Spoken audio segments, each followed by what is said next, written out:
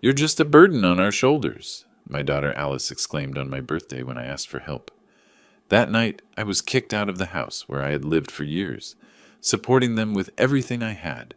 So I froze their access to all my credit cards, canceled their first-class tickets to Hawaii, and then I did what they thought I was incapable of doing. But that was only the beginning of my plan. Then I did something that even I didn't expect myself to do. Before we continue, please subscribe to the channel and let us know where you are listening in the comments. The shopping list crumpled in my hand like forgotten promises. "Alice, could you drive me to the store? I need supplies for the barbecue tonight." The words hung in the bright Kalispell kitchen, morning sunlight streaming through cluttered counters, where coffee mugs sat, abandoned like our conversations. My daughter looked up from her phone, eyes cold as Montana winter. "Are you serious right now?" "It's just a quick trip. I invited Jim and Carol, maybe Dave." "Dad, no." She stood, chair scraping against tile. "I'm not your chauffeur. You're just a burden on our shoulders, you know that?" The words hit like a physical blow. 65 years old, and my own daughter spoke to me like I was some unwanted obligation. "Alice, it's my birthday. I just wanted to cook for friends." "Your birthday?" She laughed, sharp and bitter. "You think that makes you special? You think that changes anything?" Logan appeared in the doorway, arms crossed. "What's all the noise about?" "Dad wants me to drive him around like some taxi service," Alice spat. "Jesus, Ralph." Logan's voice carried that familiar contempt. "Can't you figure this out yourself? We're not running a charity here." My fingers tightened around the list. Beer, steaks, corn, charcoal. Simple things for a simple celebration. "I've never asked for much." "Haven't asked for much." Alice's voice climbed higher. "You live in our house, eat our food, use our utilities. Everything we do revolves around taking care of you." The kitchen fell silent except for the hum of the refrigerator. Our house. The kitchen was silent except for the humming of the refrigerator. Our home. The house I bought for them, where I gave them everything, asking for nothing but a place to live. "Fine." I grabbed my coat from the hook. "I'll manage." Alice slammed her palm on the counter. "Don't play the victim, Dad. We all know how this works." I walked out without another word, leaving the birthday card from my neighbor, Mrs. Peterson, unopened on the counter. The morning air bit at my cheeks as I pulled out my phone, fingers steady despite the tremor in my chest. "Yellow cab? Yes, I need a ride to Miller's Market." The taxi arrived within minutes, driver nodding politely as I settled into worn vinyl seats. Through the window, I watched their house shrink away, the white picket fence I'd painted last summer now looking like prison bars. "Special occasion?" the driver asked, glancing at my list. "Recent birthday barbecue." The words tasted hollow. As we pulled through downtown Kalispell, memories flooded back, unbidden. The day I'd signed the deed over to Alice and Logan, thinking I was securing their future. The college tuition I'd paid, the wedding I'd funded, the countless times I'd opened my wallet without hesitation.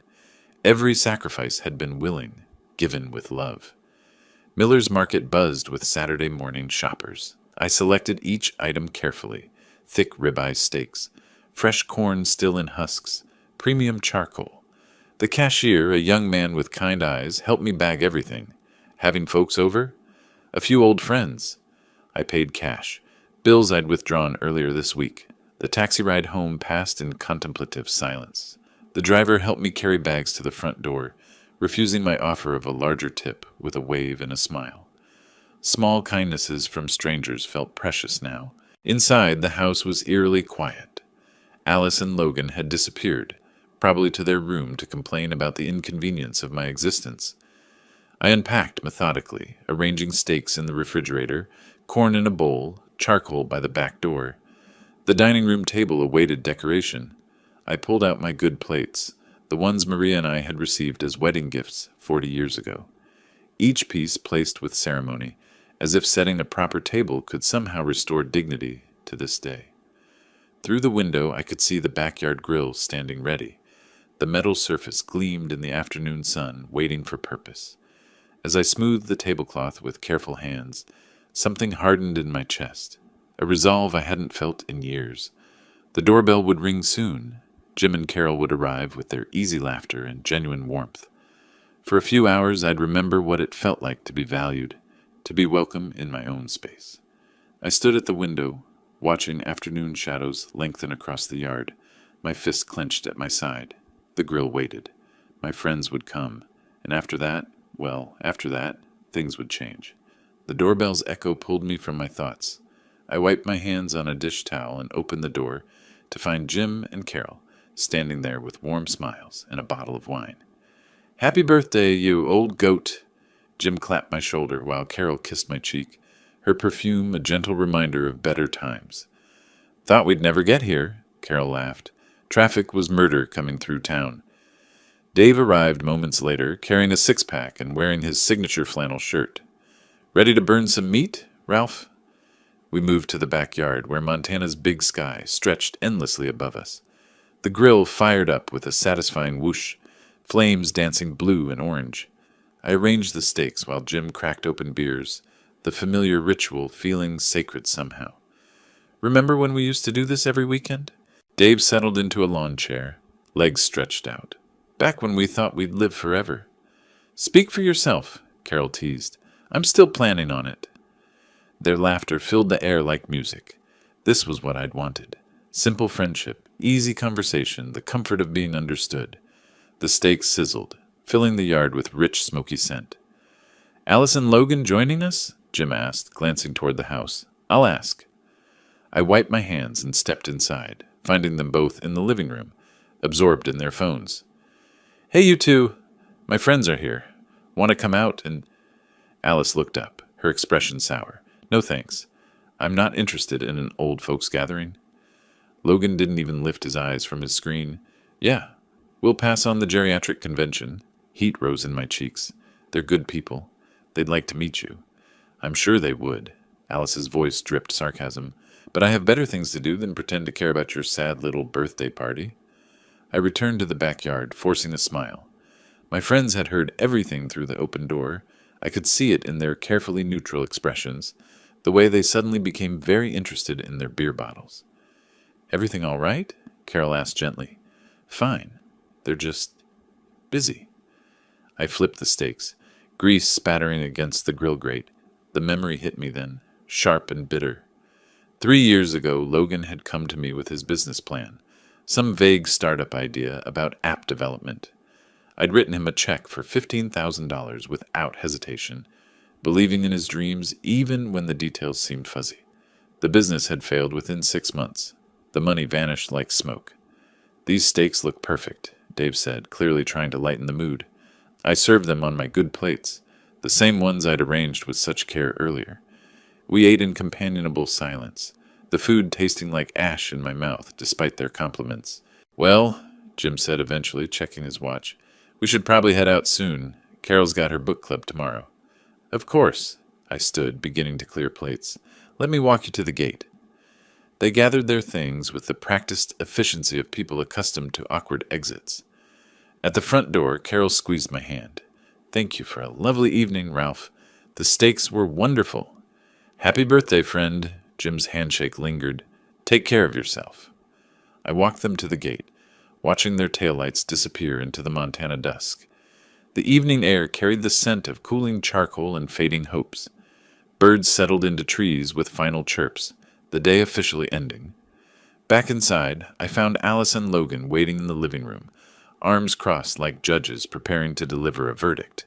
The front door stood firmly closed behind me, as if sealing off the life I was leaving behind. "Nice party," Alice said, her voice sharp with mockery. "Really showed us how important you are." Logan smiled, cold and calculating. "Yeah, Ralph. Real impressive guest list." I stood there, hands still smelling of smoke and disappointment, feeling something dangerous stirring in my chest. The open door framed the darkness outside, promising possibilities I hadn't dared imagine before tonight. The dining room table still held the remnants of celebration, crumpled napkins, empty glasses, the ghost of better times. One paper napkin had fallen to the floor, forgotten and alone. I closed the door with deliberate care, the click echoing through the house like a decision being made. The evening chill crept through the closing door as I stepped into the dimly lit living room. Alice and Logan stood there like sentinels, arms folded across their chests, faces set in hard accusation. The television flickered blue light across their rigid forms. "Really nice show you put on out there," Alice began, her voice sharp as winter wind. Logan stepped forward, jaw clenched. "What the hell were you thinking, Ralph? Bringing those old fools into our house? They're my friends." My voice remained steady, though something cold settled in my stomach. "Good people who wanted to celebrate." "This is our house," Logan cut me off, pointing his finger like a weapon. "You live under our roof. You don't get to invite random people over whenever you feel like it." Alice nodded, eyes glittering with something that looked like satisfaction. "We didn't agree to host your little senior citizen social club. I cooked. I cleaned up. They didn't disturb anything." "That's not the point." Logan's voice rose, echoing off the walls. "The point is you don't make decisions here. You're a guest in this house, and guests don't throw parties." The word guest hung in the air like smoke. Guest. In the house I'd purchased for them 2 years ago when they couldn't afford rent after Logan lost his job. The house where I'd signed my name on the mortgage papers, believing family meant something. "If you can't respect our rules," Alice said, crossing her arms tighter, "then maybe you need to find somewhere else to live."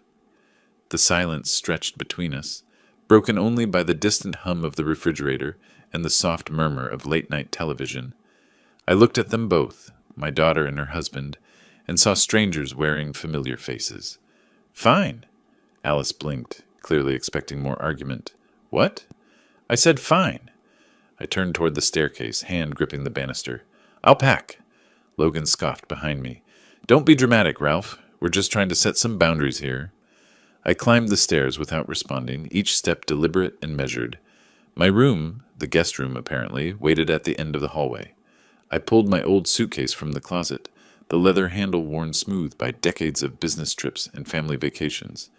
Clothes folded neatly into the case, toiletries gathered from the bathroom. The photograph of Maria and me from our last anniversary together, taken before the cancer took her. My fingers traced her smile as I wrapped it in a soft shirt. The memory struck me then, sharp and unwelcome. Alice's wedding day 6 years ago. The bill for the reception had been staggering. $28,000 for flowers, catering, photography. The works. I'd written the check without hesitation, watching my daughter dance in her white dress, believing I was investing in happiness. "Worth every penny," I told Maria that night, both of us exhausted but smiling. Now Alice wanted me gone for having friends over for dinner. I zipped the suitcase closed, the sound sharp in the quiet room. My wallet, thick with the cash I'd withdrawn for the birthday barbecue. Car keys. No, the car was registered in both our names now. Another gift, another chain I'd forged myself. Downstairs, Alice and Logan had returned to the couch, pretending to watch television. Neither looked up as I approached, suitcase wheels rolling softly across the hardwood floor. I set my house key on the coffee table with a gentle click. The metal caught the TV's blue glow for a moment before settling into shadow. "Ralph," Alice started, but I was already walking toward the door. "Where are you going?" Logan's voice carried a note of something that might have been uncertainty. I opened the front door, cool night air rushing in to fill the space between us. "Out!" The door closed behind me with the same deliberate care I'd used before. But this time, I was on the other side of it, suitcase in hand, standing on the porch of a house that was no longer my home. The street stretched away into darkness, streetlights casting pools of yellow on empty pavement. Somewhere in the distance, a dog barked once and fell silent. I took my first step away from the house, wheels of my suitcase beginning their rhythmic rumble against the concrete. The night air tasted of freedom and uncertainty in equal measure. My footsteps echoed against the quiet pavement as the house disappeared behind me, swallowed by darkness and distance. The suitcase bumped over sidewalk cracks, each jolt traveling up through the handle into my arm like a reminder of what I'd left behind. Kalispell at night was different than during the day, softer somehow, more forgiving. Streetlights created islands of warmth in the cool Montana air, and my breath formed small clouds that disappeared into the darkness. The familiar weight of my wallet pressed against my chest, containing enough cash to last several weeks if I was careful. As I walked, memories bubbled up unbidden. Alice at 18, sobbing in my kitchen after her first heartbreak. I'd held her while she cried, promising that things would get better, that she deserved someone who would treat her with respect. The irony wasn't lost on me now. The sidewalk stretched ahead, leading toward the commercial district where I knew there was a modest motel. My legs, unused to such sustained walking, already ached with the effort, but something about the physical discomfort felt cleansing, each step a small act of rebellion against years of quiet submission. A car passed, headlights briefly illuminating my path before disappearing around a corner. The driver probably wondered about the old man walking alone with a suitcase, but I felt no shame. If anything, I felt more purposeful than I had in months. I passed the elementary school where Alice had attended kindergarten, its playground equipment casting strange shadows in the moonlight. I remembered picking her up here, her small hand in mine as she chattered about her day. When had that bright, loving child become the cold woman who'd ordered me from my own home? The memory of her mother's funeral hit me like a physical blow. Alice, devastated and lost, leaning against me as dirt fell on Maria's casket. I'd promised to take care of her, to make sure she never felt alone or abandoned. For 2 years after Maria's death, I'd been Alice's anchor, helping her navigate grief, supporting her through therapy, being present whenever she needed me. And this was how it ended, with house keys on a coffee table and a suitcase rolling down an empty street. The neon sign of the Pine Lodge Motel buzzed softly in the distance, its red letters spelling out vacancy like a welcome. My pace quickened slightly, though whether from eagerness or exhaustion I couldn't tell. The night clerk, a young woman with tired eyes and a genuine smile, checked me in without judgment. Room 12, quiet spot in the back. The key was old-fashioned metal, heavy in my palm. Real keys for real doors, something solid and honest about that. Room 12 smelled of pine cleaner and faded cigarette smoke. A single bed with a floral comforter, a small table with 2 chairs, a bathroom barely large enough to turn around in. It wasn't much, but it was mine for the night.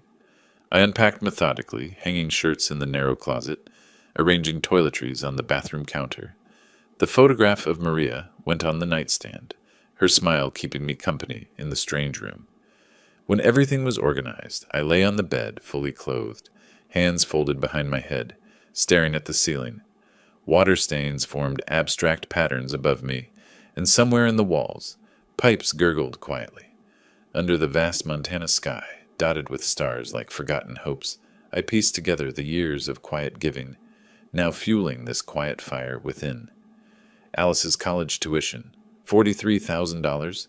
Logan's car when he lost his sales job, $18,000. The down payment on their first apartment, $12,000. Wedding costs, emergency loans, Christmas gifts, birthday checks. How much had I given over the years? How much of myself had I poured into their lives, believing that love was measured in dollars and sacrifice? My breathing steadied as something crystallized in my chest. Not anger. Anger was too hot, too unfocused. This was something cooler, more deliberate. A quiet certainty that I was done being treated like a burden by people who'd built their lives on my generosity. The ceiling stared back at me, offering no answers but somehow confirming what I already knew. Tomorrow would be different. Tomorrow I would stop being the man who gave everything and asked for nothing. Tomorrow I would start being the man who understood his own worth. Morning light filtered through the thin motel curtains, like a gentle awakening, painting golden stripes across the faded carpet. I stretched in the narrow bed, surprised by how well I'd slept, better than I had in months, despite the unfamiliar surroundings. Something had shifted overnight, as if leaving that house had lifted a weight I'd grown so accustomed to carrying that I'd forgotten what freedom felt like. I dressed quickly, hands steady as I buttoned my shirt. The mirror above the dresser reflected a man who looked different than the one who'd checked in last night. Same face, same graying hair, but something in the eyes had changed. Purpose, determination. The room phone sat on the nightstand, black and solid with real buttons. I dialed the taxi company, speaking clearly into the receiver. Yes, Pine Lodge Motel. I need a ride to First National Bank on Main Street. 10 minutes, came the reply. Outside, Kalispell was waking up. The taxi arrived promptly, driver nodding as I settled into the back seat. Through the window, I watched the town come to life. Coffee shops opening, people walking dogs, children waiting for school buses. Normal morning rhythms of a community I'd been part of for decades, but somehow never truly belonged to. "Business at the bank?" the driver asked, glancing in the rearview mirror. "Taking care of some accounts." The bank's marble lobby echoed with the sound of my footsteps. Fluorescent lights hummed overhead, casting everything in stark, honest light. The morning teller, a middle-aged woman with kind eyes behind wire-rimmed glasses, smiled as I approached. "Good morning. How can I help you?" "I need to block access to my credit cards for specific authorized users." She paused, fingers hovering over her keyboard. "Are the cards lost or stolen?" "No. I want to remove access permissions for two people, my daughter Alice King and her husband Logan King." Her eyebrows rose slightly.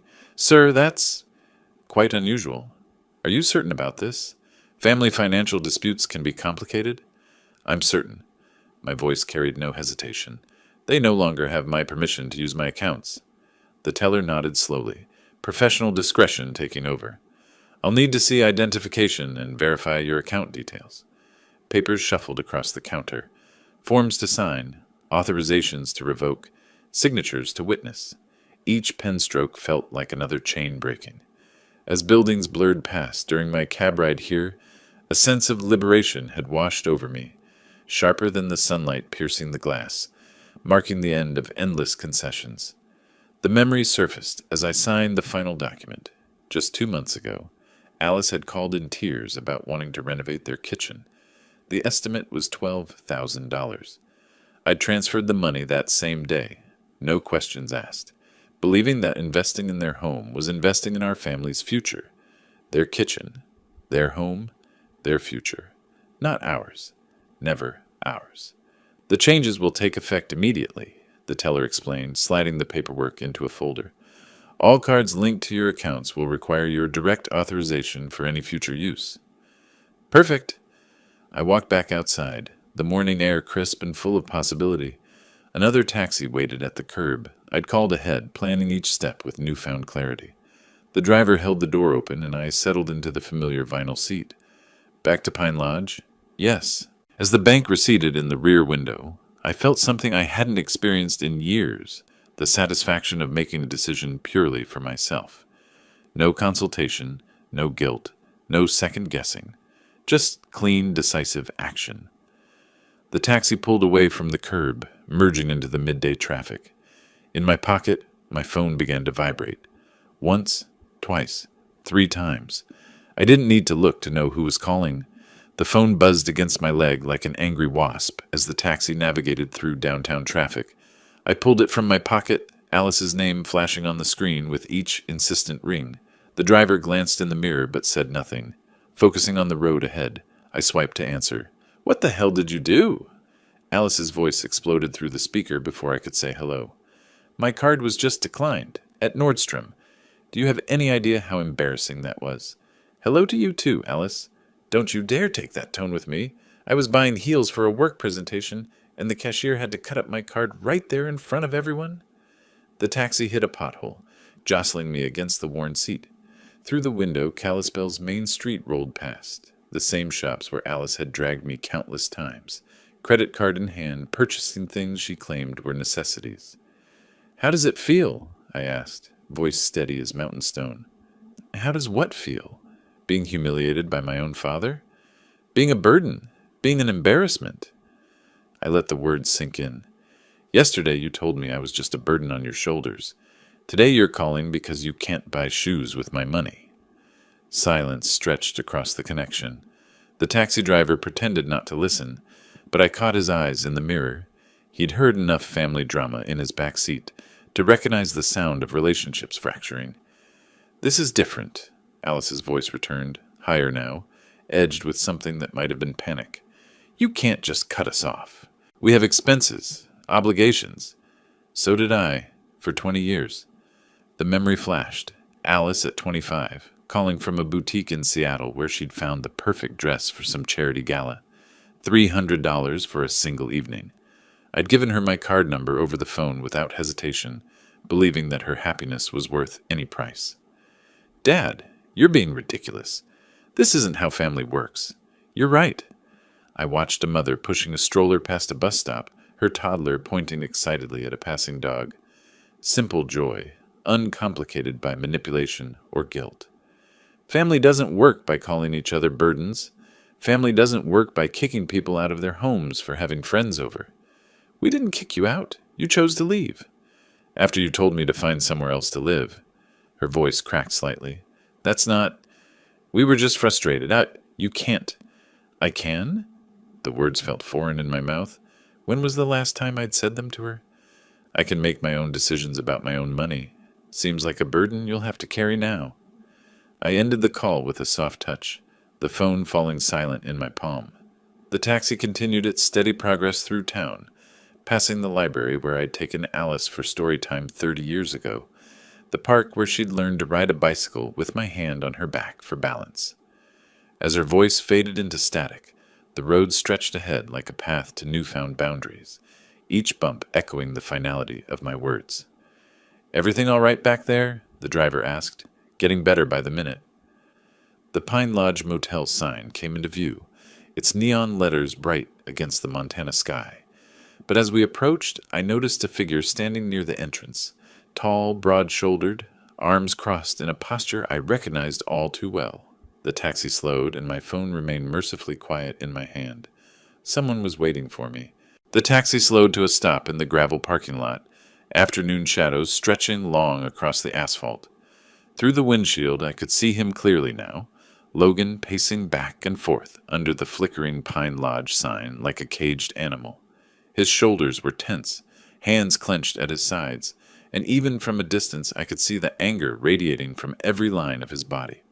"That'll be $12.50, the driver said, but his eyes were fixed on Logan's agitated figure. I handed him $15, pocketing the keycard. "Keep the change." As I stepped out of the taxi, Logan spotted me immediately.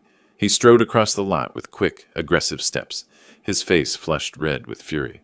"Ralph, what the hell do you think you're playing at?" I closed the car door calmly, facing him as he approached. The afternoon air carried the scent of dust and distant pine trees, a peaceful contrast to the storm brewing in his eyes. "Logan, what brings you here?" "Don't act stupid with me." He was close enough now that I could see the veins bulging in his neck. "Alice's card got declined. Our airline confirmation just got canceled. You think you can just—" "I think I can make decisions about my own money." My voice stayed level, though my heart was picking up speed. "Revolutionary concept, I know." Logan's hands rolled into fists, sleeves bunching like coiled springs. In that charged pause, as gravel crunched underfoot, memories surfaced of the loans I extended without question, like the time Logan's business partner embezzled $30,000, leaving him bankrupt and desperate. I'd written the check the same day he called, no questions asked, believing family meant covering each other's mistakes. "You senile old fool," Logan snarled, stepping closer. "You're going to fix this right now, or what?" I took a step back, not from fear, but to maintain distance. Logan lunged forward, grabbing for my shirt collar. But before his fingers could make contact, the taxi driver was suddenly there, stepping between us with the solid presence of someone who'd dealt with troublemakers before. "Hey now!" The driver's voice carried quiet authority. "That's enough of that." Logan stopped mid-reach, surprised by the intervention. "This is none of your business." "This gentleman paid his fare politely and treated me with respect," the driver said, not backing down despite being shorter than Logan. "You want to throw punches? Do it somewhere else. I won't stand by and watch you attack a decent man." The confrontation balanced on a knife's edge. Logan's face cycled through anger, confusion, and something that might have been shame. Three strangers in a motel parking lot, two of them protecting each other from the third. "This isn't over, Ralph," Logan spat, but he was already backing away. "Not by a long shot." He stalked back to his pickup truck, engine roaring to life with unnecessary aggression. Gravel sprayed as he peeled out of the lot, the sound of his departure echoing off the motel's weathered walls. I turned to the taxi driver, who was straightening his jacket as if nothing unusual had happened. "Thank you. That was unexpected kindness." He shrugged, genuine warmth in his weathered face. "Man can't stand by and watch bullies work. Take care of yourself." The taxi pulled away with a gentle purr, leaving me alone in the sudden quiet. I walked toward my room, key card steady in my hand despite the adrenaline still coursing through my veins. The door lock beeped softly, green light flashing. Welcome. As I turned the key in the lock, a faint engine rumble faded in the distance, Logan's truck disappearing into whatever frustrated retreat awaited him. The door swung open to reveal my modest sanctuary, unchanged from how I'd left it that morning. But something had changed in me. Standing up to Logan, having a stranger defend my dignity, watching my son-in-law retreat like a defeated schoolyard bully, it all crystallized into something harder and more certain than mere anger. The door clicked shut behind me, sealing me into the quiet space where my real plans could finally take shape. Sunlight pierced through the motel blinds like golden arrows, painting stripes across the faded carpet and pulling me from the deepest, most peaceful sleep I'd had in years. Yesterday's confrontation with Logan had left me feeling strangely energized rather than drained, as if finally standing my ground had unlocked reserves of strength I'd forgotten I possessed. I showered and dressed with deliberate care, choosing my best casual shirt and slacks.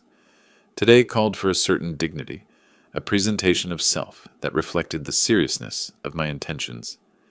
The man in the bathroom mirror looked older than his years, but carried himself with renewed purpose. The bus stop sat 3 blocks from the motel, marked by a simple metal sign and a small wooden bench. Kalispell's public transportation wasn't extensive, but it would get me where I needed to go. As I waited, watching early commuters hurry past with coffee cups and purpose, I felt no urgency. Time was finally on my side. The bus arrived with a gentle wheeze of air brakes, driver nodding as I climbed aboard. Through the window, Montana's rolling hills stretched toward distant mountains, the landscape unchanged by human drama. The medical bills I'd covered just last month flashed through my mind. Logan's emergency room visit after a weekend hiking accident, $800 that had appeared on my credit card statement without warning or explanation. Downtown Legal District, I told the driver when he asked my destination. Big day ahead? You could say that. The law office of Morrison, Baker & Associates occupied the second floor of a historic brick building on Main Street. The receptionist, a professional woman with graying hair and kind eyes, scheduled me immediately when I explained my needs. Mr. Morrison can see you now, she said, leading me down a hallway lined with diplomas and photographs of Kalispell's legal history. James Morrison was younger than I'd expected, maybe 45, with the careful attention to detail that came from handling people's final wishes. His office smelled of leather and old books, wood paneling creating an atmosphere of serious business. Mr. King, I understand you'd like to revise your will? Completely rewrite it. I settled into the client chair, feeling the weight of the decision. I want to establish a charitable fund, instead of leaving everything to my family. Morrison's eyebrows rose slightly, but his expression remained professional. That's certainly your right. Are there specific charities you have in mind? Organizations that help seniors who've been abandoned by their families. People who need dignity restored. For the next hour, we worked through the details. Morrison explained options, consequences, legal requirements. With each clause revised, under the hum of fluorescent bulbs, a weight lifted, replacing years of quiet endurance with deliberate steps ahead. This is remarkably brave, Morrison said as I signed the final documents. Most people struggle to make changes this significant, especially regarding family.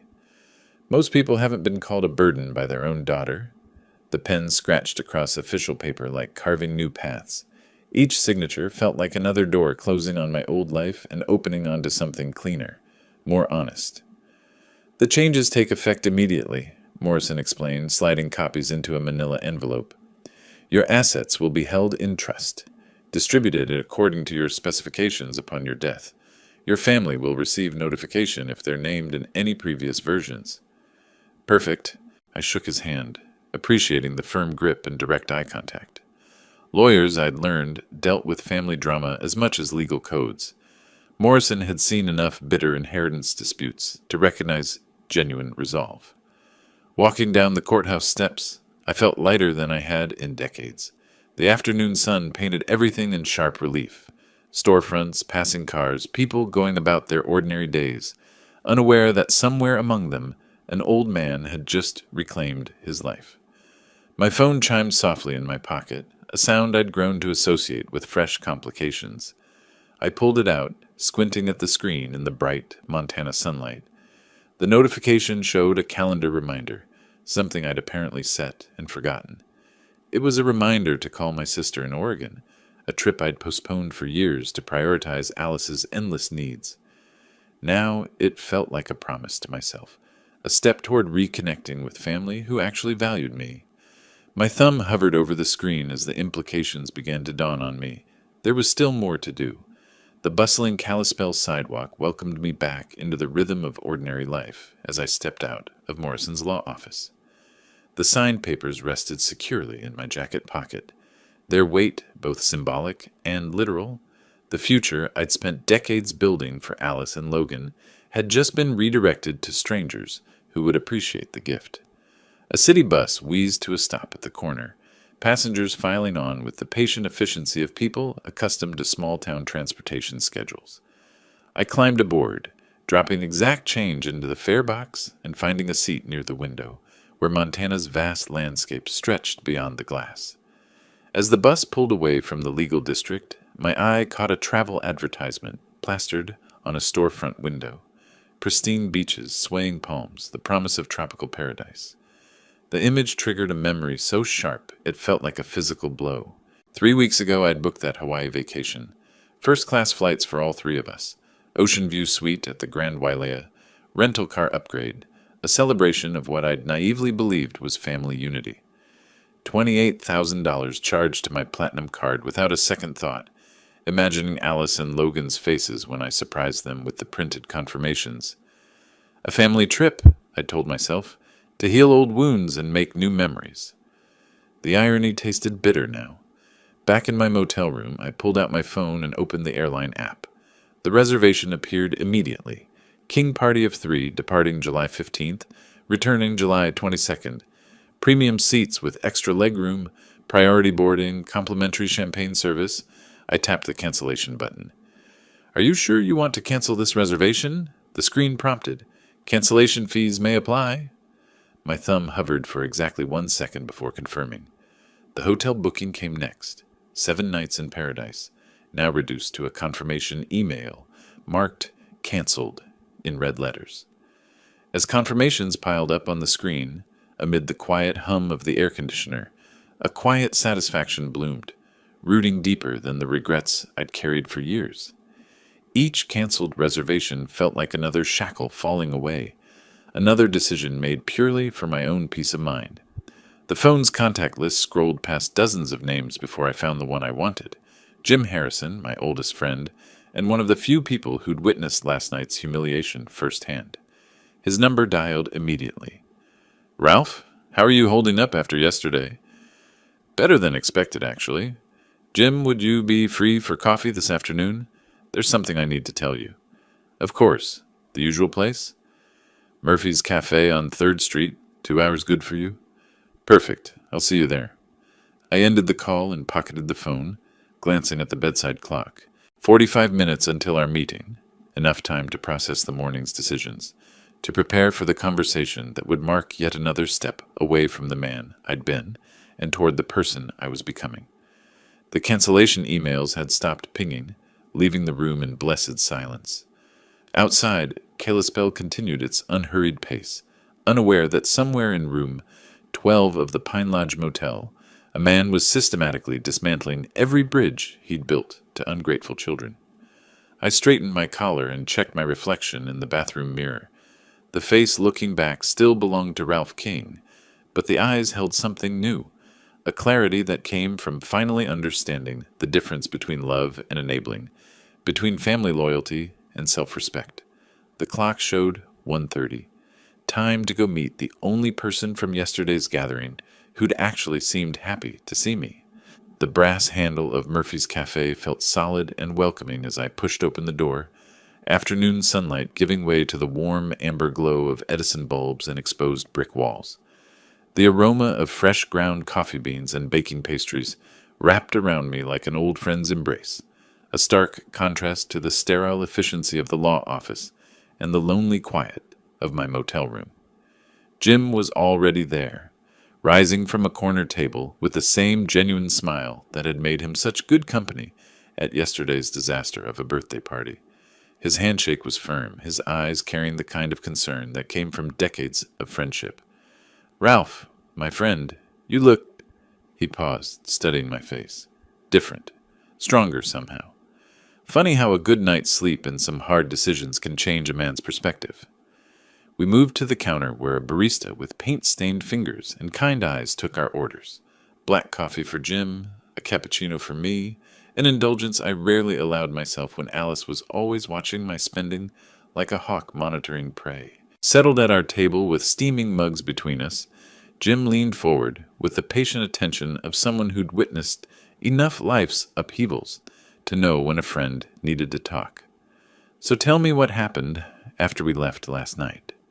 Carol was worried. She said she heard voices from inside when we were saying goodbye. The words tumbled out like coffee beans from a broken bag. I described the confrontation in the living room, Alice's cold dismissal of our guests, Logan's assertion of dominance over their house. Jim's expression darkened as I recounted the key left on the coffee table, the suitcase rolling down dark streets, the strange peace I'd found in that narrow motel bed.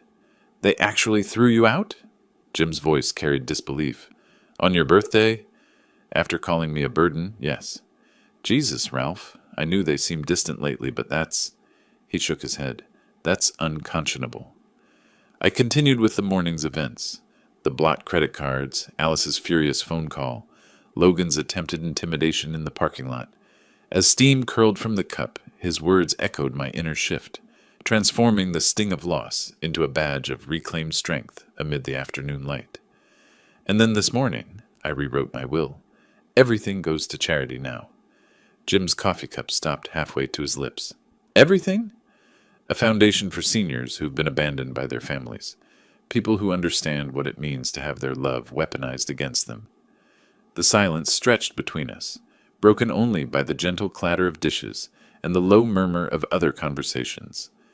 Jim set down his cup with deliberate care, studying my face as if seeing me clearly for the first time. "You know what, Ralph? Good for you." His voice carried a conviction that surprised us both. "I've watched Alice and Logan treat you like a walking ATM for years. We all have, but none of us knew how to say anything without overstepping." "You saw it too?" "Of course we saw it. Last night at dinner, the way she rolled her eyes when you were talking about your garden, the way Logan kept checking his phone like he had somewhere better to be. At your own birthday party, for God's sake." The memory surfaced. Alice's bored expression as I'd described the tomatoes I'd been nurturing, Logan's dismissive snort when I'd mentioned hoping to visit my sister in Oregon next month. Details I'd noticed but dismissed, filing them away under the category of family dynamics, rather than recognizing them as symptoms of a deeper disrespect. "I keep wondering when it started," I said, "when I stopped being their father and became their financial resource." "Probably gradual. People don't wake up one morning and decide to be cruel. They slide into it one small compromise at a time." Jim reached across the table, his weathered hand briefly covering mine. "But you stopped the slide. That takes guts." My phone began to ring, the sound cutting through our conversation like a fire alarm. Alice's name flashed on the screen, her photo, a smiling image from last Christmas that now seemed like evidence from a crime scene. Jim glanced at the phone, then back at my face. "You gonna answer that?" I stared at the screen, watching it pulse with each ring, knowing that whatever Alice had to say would only confirm the rightness of every decision I'd made since walking out of that house. The cafe continued its gentle rhythm around us, unaware that at table 7, a man was choosing between his past and his future with each unanswered ring. The phone's insistent ring sliced through our conversation like a blade through silk, Alice's name pulsing urgently on the screen as conversations around us momentarily quieted. Jim raised his eyebrows, waiting to see what I would do. I swiped to answer and deliberately switched to speaker mode, setting the phone on the wooden table between our coffee cups. "Dad, have you completely lost your mind?" Alice's voice exploded from the tiny speaker, drawing stares from nearby tables. "Logan told me about your little tantrum at that sleazy motel." "Good afternoon to you too, Alice. Don't you dare take that tone with me. I just got emails, cancellation notices for our Hawaii trip, $28,000 down the drain because you're having some kind of senior moment." Jim's eyes widened as Alice's fury filled the small cafe.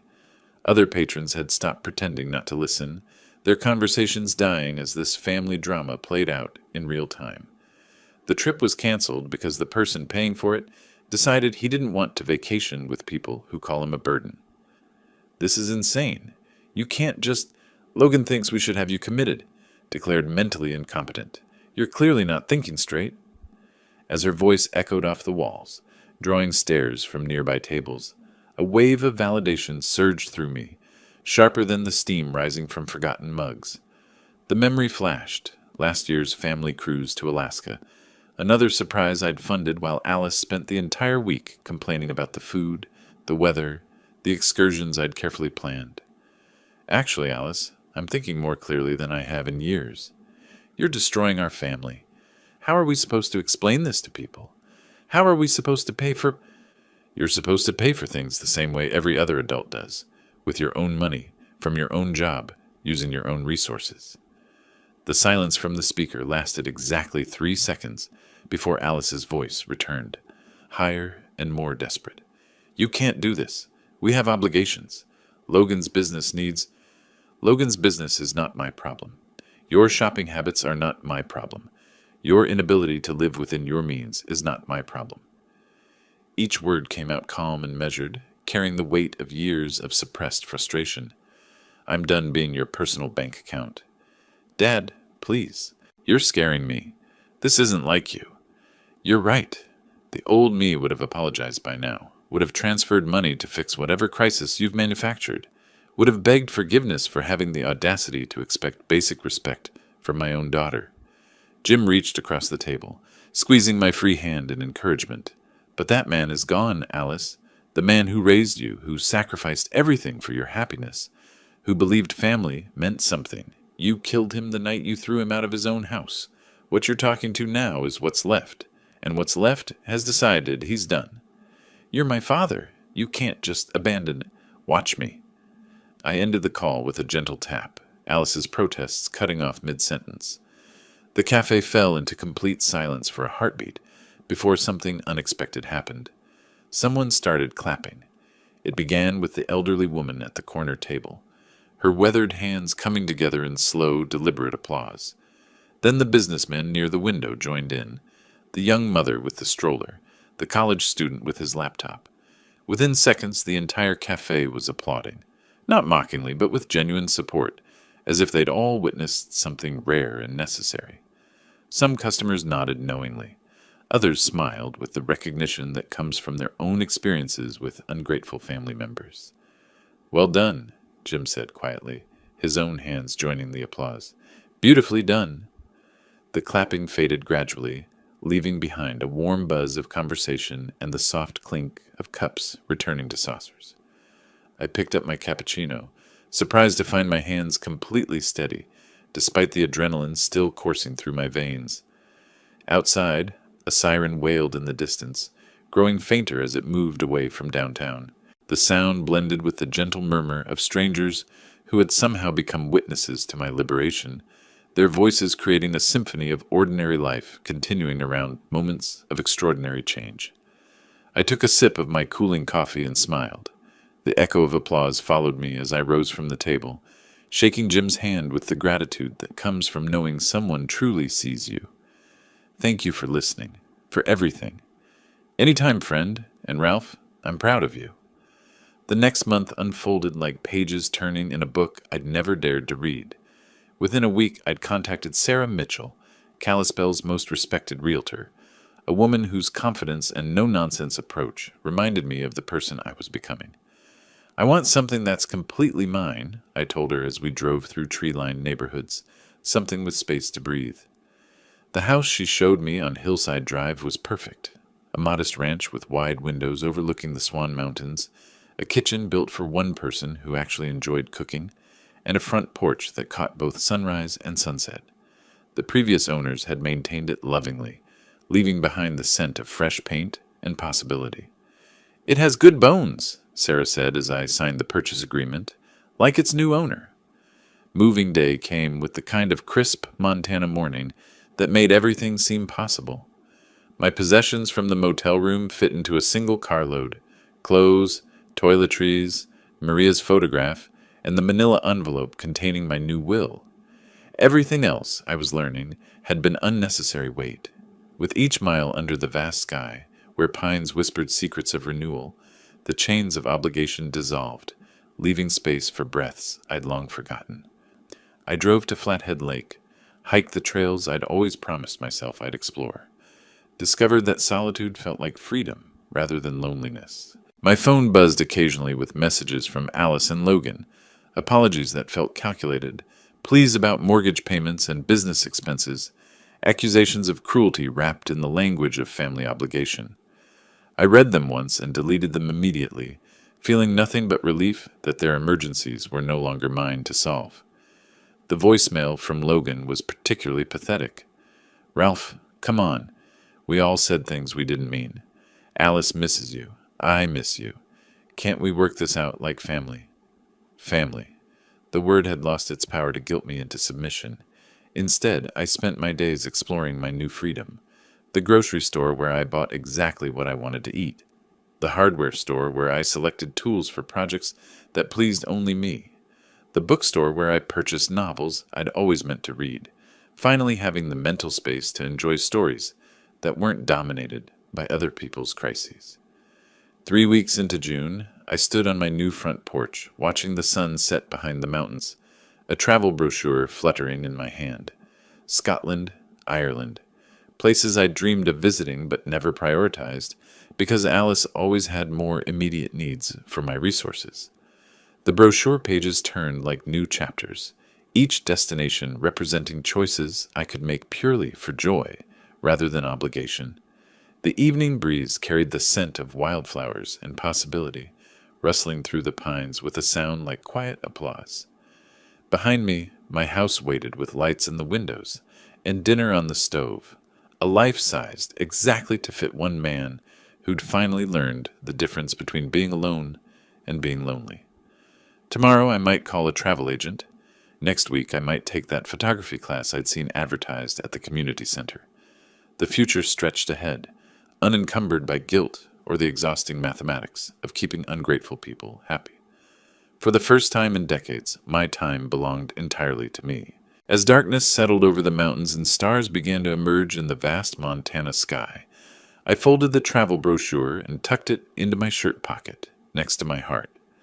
The night was quiet, except for the gentle sigh of wind through the trees, and the distant call of an owl claiming its territory. I had claimed mine, too. If you liked this story, please like this video, subscribe to the channel, and share your impressions of this story in the comments. To listen to the next story, click on the box on the left. Thank you for watching,